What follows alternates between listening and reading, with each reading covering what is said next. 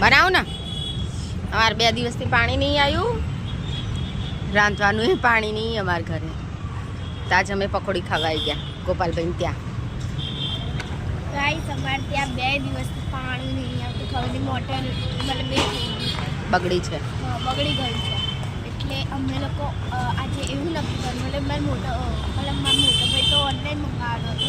તો મારા મમ્મીએ કીધું અમે ગોપાલભાઈના ત્યાં જતા રહીએ. એટલે અમે અત્યારે ગોપાલભાઈના ત્યાં આવ્યા છે ને અહીંયા એકદમ મસ્ત મસ્ત પાણીપુરી મળે છે. એટલે તમે અહીંયા આવજો. એની અંદર કૈલાસ ભેળ પકોડી, કૈલાસ આદિશ્વર 4 રસ્તા, એ બહુ મસ્ત છે. તમે ભેળ આદિશ્વર 4 રસ્તા, આદિશ્વર 4 રસ્તા છે.